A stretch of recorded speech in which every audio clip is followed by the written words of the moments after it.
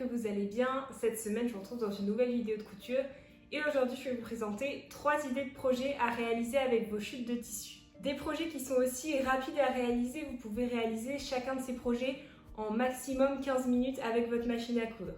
Les 3 patrons qui correspondent à ces petits projets de couture, ils seront disponibles gratuitement sur mon site internet au même format que les patrons que je vous commercialise actuellement. Ça vous permettra aussi d'aller faire un tour là-dessus et de voir un petit peu le format que prennent mes patrons. Aujourd'hui, je vais vous présenter 3 tutos différents. Un pour coudre une housse de selle de vélo, un pour coudre une housse de bouillotte et un dernier pour coudre une housse d'ordinateur portable ou alors de tablette. J'ai le matériel nécessaire juste ici, il s'agit de chutes de tissu que j'ai gardées et je vais vous présenter le matériel nécessaire pour chacun des projets. On va commencer avec le premier projet qui sera la housse de bouillotte. Pour ce premier projet, on va avoir besoin donc d'un tissu en coton, également de molleton thermocollant, donc ça c'est mes restes de la dernière fois, et également d'une bande de biais. La bande de biais et le molleton thermocollant, ils viennent du site Snappy et je vous les avais présentés dans mon dernier tuto de couture pour la veste. Pour la housse, le patron il se présente en 3 pièces différentes, donc que vous pourrez retrouver gratuitement sur mon site internet. Vous trouverez le lien dans la barre de description, ou sinon vous pouvez aller directement sur mon site en tapant leasewing.com. C'est une housse de bouillotte qui correspond à une bouillotte de taille normale comme celle-ci. Je vous mettrai de toute façon les dimensions de la bouillotte dans le patron. Et sinon, vous pouvez l'adapter à vos mesures, à vous, en suivant un petit peu le même procédé du patron que vous pourrez retrouver également. Et donc en démarquant tout le contour de votre bouillotte. On va avoir 3 pièces de patron, une grande qui fait la taille de la bouillotte complète et ensuite 2 petites qui viennent s'ajouter de l'autre côté et qui se superposent légèrement.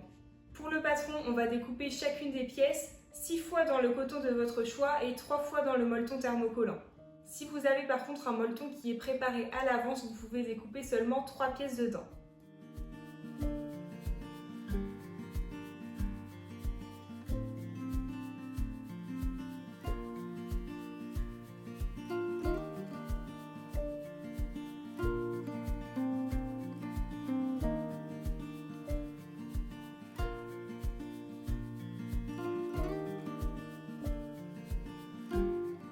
Une fois que les pièces du patron sont découpées, on a donc dans le coton fleuri les 3 pièces du patron, comme ceci, qu'on a également en 3 autres fois, et les 3 pièces du molleton. On va donc assembler, comme c'est un molleton thermocollant avec le fer à repasser, la pièce du molleton avec la pièce de coton qui correspond, toujours avec le côté rugueux contre la face envers du tissu, comme je vous l'avais montré sur ma vidéo de la veste matelassée. Je vous la mettrai juste en haut de la vidéo si vous voulez cliquer pour regarder comment ça se pose. Et donc on va assembler 3 pièces du tissu en coton avec 3 pièces du molleton. Il nous restera donc après 3 autres pièces comme ça en tissu coton qu'on viendra mettre sur l'autre face avec une couture. Quand chacune des 3 pièces est assemblée à chaque fois avec son thermocollant derrière et que c'est bien collé, on va pouvoir assembler l'autre partie en coton qui sera de l'autre côté. Ça va permettre de cacher entièrement le molleton qui sera à l'intérieur des 2 tissus. Et donc on va placer la deuxième partie en coton sur l'autre face. Et pour fixer tout ça, on va faire une couture droite en suivant au plus près du bord tout le tour de la pièce. On va faire ça sur chacune des 3 pièces en tirant bien notre tissu et en l'épinglant à l'avance pour être sûr que notre tissu est bien à plat.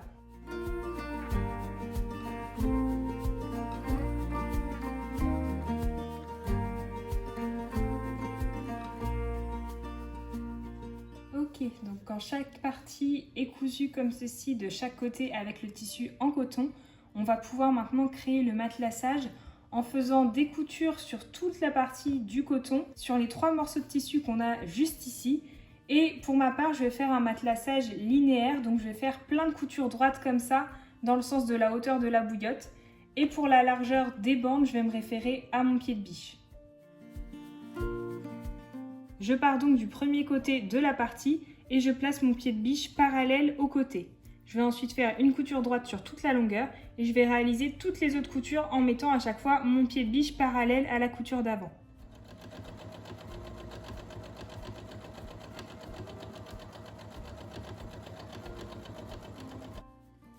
Je vais donc continuer ça sur toute cette partie-là et ensuite pareil sur les 2 autres. Voilà ce que ça donne quand les 3 parties sont matelassées. On a donc l'envers qui correspond à la dernière partie de coton qu'on a assemblée sur le molleton. parce que cette partie, vous allez voir durant vos coutures, mais il est possible que ça ait un peu froissé le tissu à certains endroits, alors que la partie du coton qu'on avait directement thermocollé, là normalement il n'y a aucun souci, donc ça sera la face extérieure de notre bouillotte.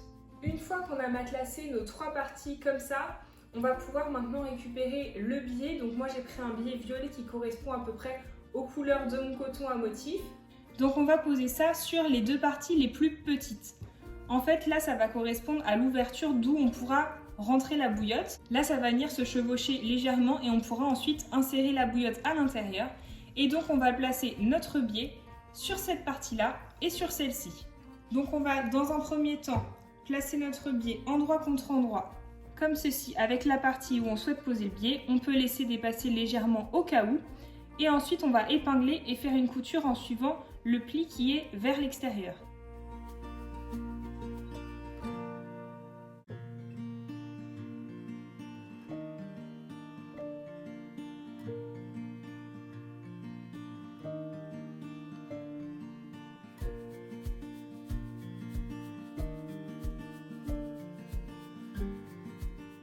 Pour cette couture là, je vais changer la couleur de mon fil du coup pour prendre un fil violet qui correspond aux couleurs du biais, puisqu'on va faire une couture là qui sera invisible, mais ensuite on viendra replier le biais vers l'intérieur et faire une surpiqûre qui elle sera visible. Donc je préfère prendre un fil violet pour cette couture.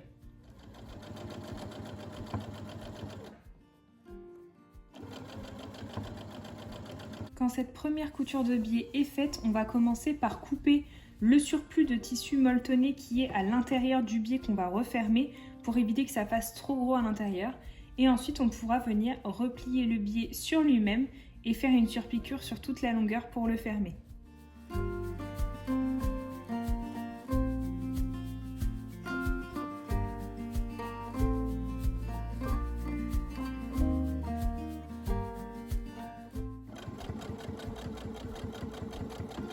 Voilà ce que donne cette couture de plus près. Ça a permis de faire de jolies finitions au niveau de l'ouverture de la bouillotte sur chacune de ces 2 parties. Elles seront comme ceci, l'une sur l'autre un petit peu rabattues et on pourra y glisser la bouillotte à l'intérieur.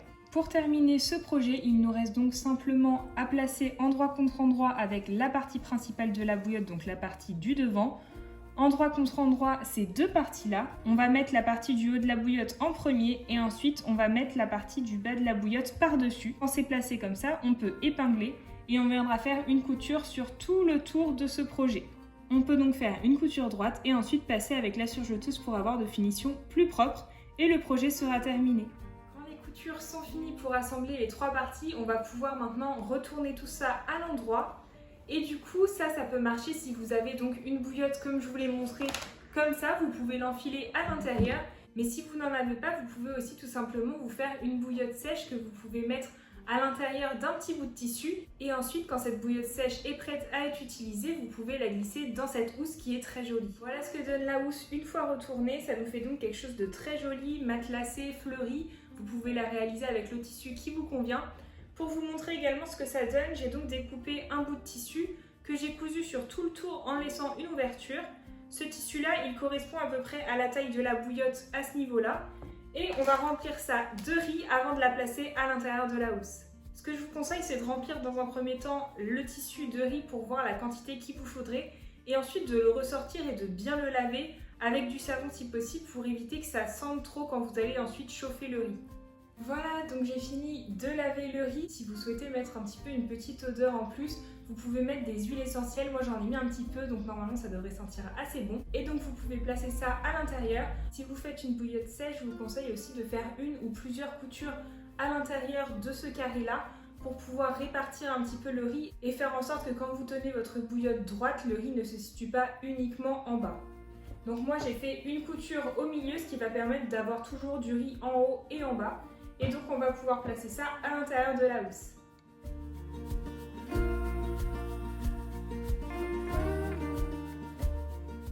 Voilà ce que ça donne une fois que c'est à l'intérieur. On a donc le riz qui est bien réparti un petit peu partout et qu'on peut bouger facilement. Vous pouvez donc mettre cette bouillotte sèche à l'intérieur ou la bouillotte que je vous avais montrée en début de vidéo, une bouillotte qui est à l'eau.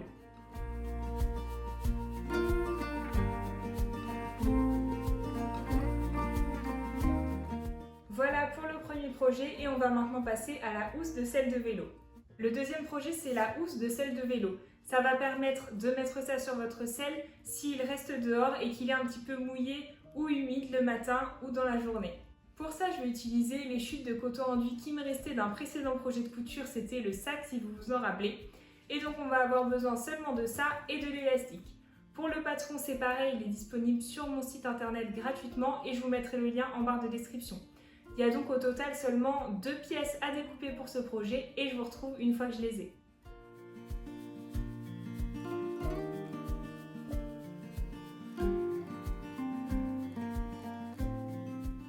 Quand les 2 pièces sont découpées, vous allez voir que pour une des pièces, il faut 90 cm de longueur. Parfois pour le coton enduit, c'est un peu compliqué, mais sinon c'est pas grave, vous faites comme moi et vous prenez 2 différentes bandes que vous venez coudre endroit contre endroit. Ça fera très bien l'affaire. Pour ce projet, on va faire des coutures très simples puisque le coton enduit ne s'effiloche que très peu ou pas du tout. Pour ma part, celui-là, il se conserve très bien, il ne s'effiloche pas du tout. Donc on ne va pas faire du tout d'ourlet ou de finition très propre et on va directement venir poser un élastique. Cet élastique, on va le poser sur la grande bande rectangle comme ceci et on va le mettre à l'intérieur, au plus près du bord et on va l'étendre le plus possible pendant notre couture. Donc on va resserrer les points, on va faire une couture droite avec des points très serrés en étirant au maximum notre bande élastique sur toute la longueur.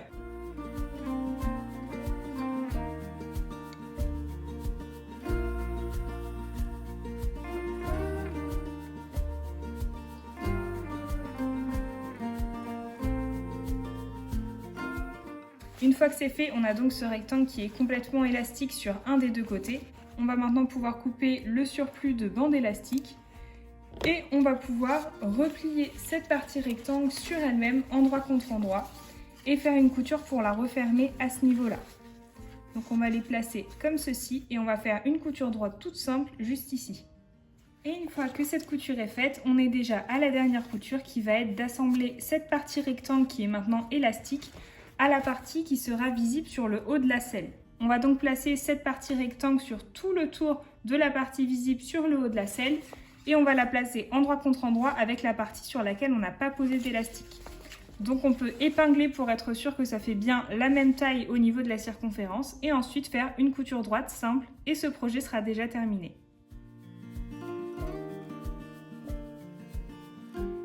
Une fois que c'est épinglé, on veut maintenant coudre en suivant nos épingles avec une couture droite. Il nous suffira ensuite juste de retourner et le projet sera déjà terminé.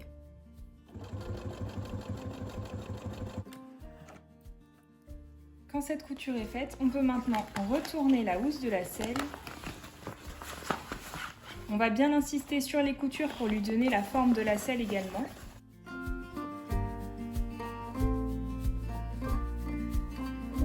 Voilà ce que ça donne une fois que c'est retourné. On a donc cette partie-là qui sera visible et qui correspond à la forme de la selle à peu près. Ça correspond à la taille d'une selle de vélo de ville, mais vous pouvez également en faire pour d'autres selles de vélo et raccourcir un petit peu la largeur si besoin. Voilà ce que ça donne de l'autre côté au niveau de l'élasticité.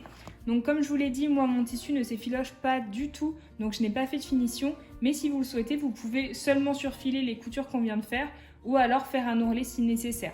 Moi du coup je vais la laisser comme ceci, c'est un projet super rapide, très pratique et très joli pour égayer un vélo. On passe maintenant au dernier projet de cette vidéo qui sera une housse pour ordinateur portable ou pour tablette. Cette housse on va la réaliser également un petit peu comme le premier projet, donc la housse de bouillotte. Et donc on va utiliser le tissu en coton de tout à l'heure avec également le molleton thermocollant. Pour ma part, je vais faire une housse qui correspond à la taille de ma tablette, mais vous pouvez très bien adapter les mesures aux tailles de votre ordinateur ou d'autres choses à laquelle vous voulez faire une housse. Le lien de mon patron sera lui aussi disponible dans la barre de description. Et pour ce projet, j'aurai besoin d'une fermeture éclair, donc je vais utiliser la fermeture éclair de chez Snapply que je vous avais présentée dans une autre vidéo. Il s'agit en fait d'une bande de fermeture éclair associée à plusieurs petits mousquetons de fermeture, donc vous pouvez choisir la taille qui vous correspond, c'est très pratique. Je vais découper toutes les pièces que je vous présenterai juste après et je vais également faire le matelassage dès maintenant. Je vous retrouve une fois que tout ça est fait pour l'assemblage. Quand nos 3 parties sont prêtes et matelassées, on a donc au total 3 parties.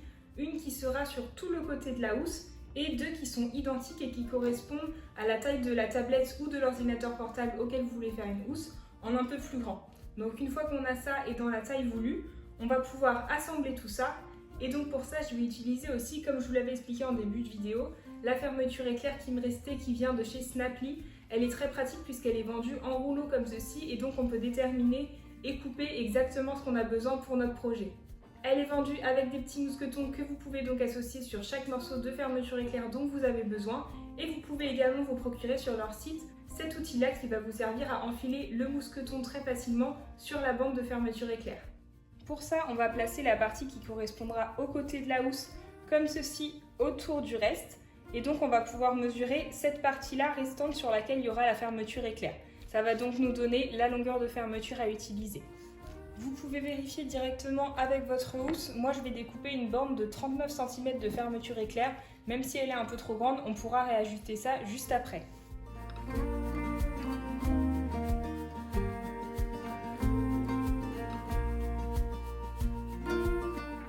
Une fois qu'elle est découpée, on va pouvoir enfiler le zip à l'aide de cet outil. Tout ça est disponible sur le site de Snaply que je vous mettrai en barre de description.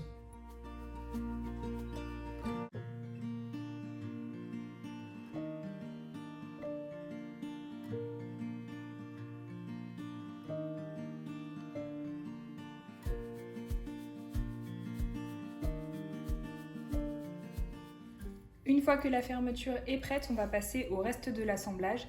Et on va commencer par assembler justement cette fermeture éclair au reste de la partie qui correspondra aux côtés de la housse. Là, on va commencer avec notre surjeteuse à passer sur ces deux parties-là avant d'assembler la fermeture sur ces parties. Une fois que c'est fait et que ces bords-là sont bien propres, on va pouvoir les assembler à la fermeture éclair et pour ça, on va devoir être sûr de la circonférence dont on a besoin pour que ça corresponde bien au tour de la housse. Vous pouvez, si vous le souhaitez, directement épingler sur cette partie-là. On viendra le retirer juste ensuite, mais c'est pour être bien sûr de la circonférence dont on a besoin. Ou sinon, vous pouvez vraiment vous mettre bord à bord, histoire d'être bien sûr de l'endroit où la fermeture doit commencer. On prend aussi bien en compte la marge de couture qu'il y aura quand on va coudre la fermeture avec cette bande-là.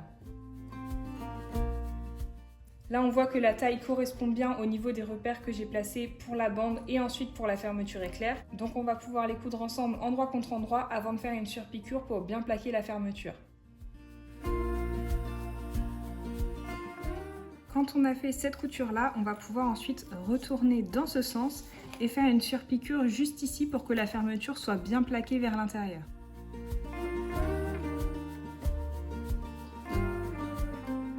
Voilà ce que ça donne. On va pouvoir maintenant faire la même chose avec le deuxième côté et la deuxième partie de la fermeture. Une fois que c'est fait des deux côtés, voilà ce que ça donne pour cette partie. On peut donc ouvrir et fermer notre fermeture éclair comme on le souhaite. Et maintenant, on va pouvoir assembler cette partie donc, qui sera sur tout le contour de la housse avec les deux autres parties. On va les assembler à chaque fois endroit contre endroit sur tout le côté. Je vous filme ça pour vous montrer. Avant tout, maintenant que la fermeture éclair est posée, on va couper dans le prolongement de la fermeture pour que la bande de tissu matelassé corresponde à la largeur de la fermeture éclair. Donc on va faire ça des deux côtés dans le prolongement.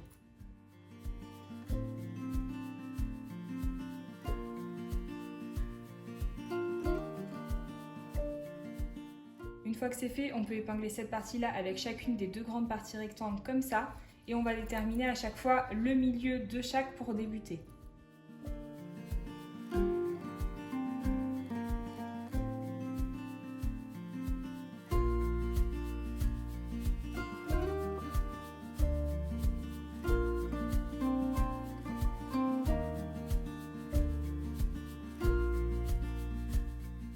Une fois que c'est épinglé, on va pouvoir coudre en suivant nos épingles et surfiler. Et ensuite, on viendra épingler endroit contre endroit également la deuxième partie. Quand le premier côté est fait, voilà ce que ça donne. On va pouvoir maintenant passer à l'assemblage de la deuxième partie. Donc on va faire exactement pareil, une couture droite et un surjet. Et ensuite, la housse sera complètement terminée.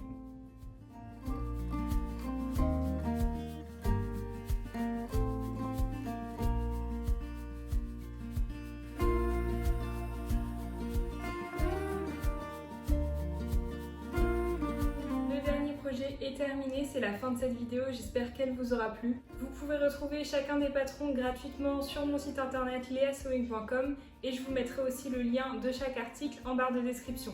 Si la vidéo vous a plu, n'hésitez pas à l'aimer et à la commenter. Et moi je vous dis à la semaine prochaine pour une nouvelle vidéo de couture.